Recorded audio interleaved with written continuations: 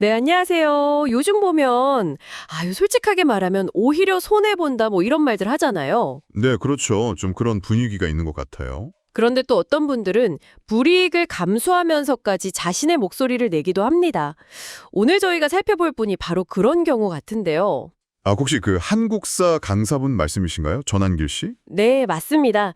26년 동안 한국사를 가르치셨던 전한길 강사님이 최근에 강단을 떠나셨다는 소식이 있었죠. 네, 저도 기사 봤습니다. 네. 그리고 이 상황을 또 흥미롭게 해석하는 그 정법 강의 내용도 저희에게 제보로 들어왔어요. 그래서 오늘은 이 전한길 강사님의 은퇴 배경하고 또 앞으로 어떻게 하실 건지 좀 살펴보고 거기서 제시된 어떤 독특한 관점들 이런 것들을 좀 연결해서 이야기 나눠보려고 합니다. 이게 여러분께 어떤 생각거리를 던져줄지 한번 같이 파고 들어가 보시죠. 네, 좋습니다. 우선 팩트부터 좀 짚어보죠. 네. 이게 2025년 5월 14일이었죠. 네, 맞아요. 전한길 씨가 본인 수험생 카페랑 유튜브 채널 전한길 뉴스에 글을 올렸어요. 이제 은퇴하겠다. 26년 만에. 네. 꽤 긴 시간이죠. 26년이면. 그렇죠. 은퇴 이유를 직접 밝히기도 했는데 들어보니까 과거에 이제 특정 정치인 지지 발언 같은 거 있었잖아요. 네, 기억납니다. 그때 좀 이슈가 됐었죠. 네. 그런 어떤 정치적 입장 표명 후에 뭐 몸담고 있던 회사라던가 일부 학생들로부터 좀 압박감을 느꼈다. 이렇게 직접 밝혔더라고요. 그럴 수 있겠네요. 아무래도 공인이다 보니까. 그리고 간혹 뭐 정치권 간다 이런 얘기도 있었는데 그건 전혀 생각이 없다. 이렇게 딱 선을 그었고요. 그건 분명히 했군요. 네. 그리고 개인적으로도 좀 힘든 일이 있었다고 해요. 뭐 방송활동 중단이라든지 가족 간의 갈등 같은 것도 솔직하게 털어놨더라고요. 개인적인 어려움도 겹쳤군요. 그럼에도 불구하고 자기는 자유민주주의와 진실, 이걸 위해서 행동에 나선 거다. 뭐 이렇게 강조를 하셨어요. 네, 그 부분이 좀 인상 깊었습니다. 그럼 앞으로는 뭘 하겠다는 건가요? 그게 이제 다음 행보인데요. 네, 그게 궁금하네요. 강단은 떠나는데. 네, 강단은 떠나지만 본인 유튜브 채널 있잖아요. 전한길 뉴스? 네. 그걸 통해서 소위 언론인의 길을 가겠다고 선언했더라고요. 언론인이요.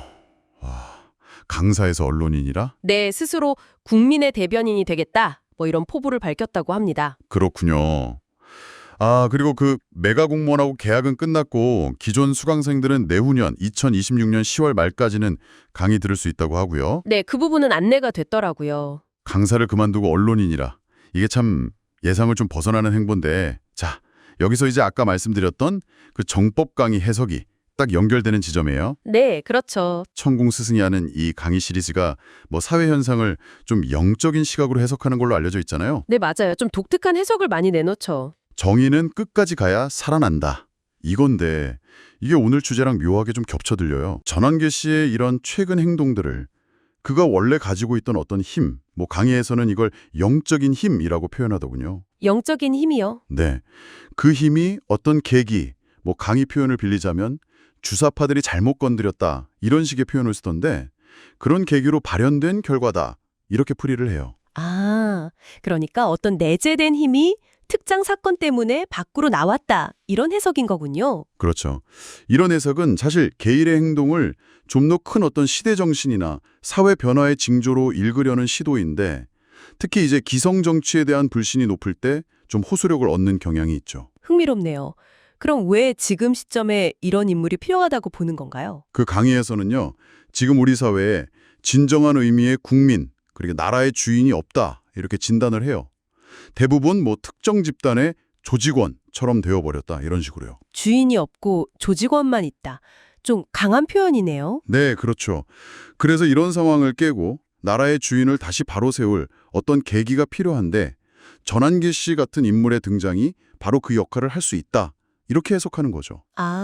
새로운 주인을 세우는 계기로서의 역할? 네.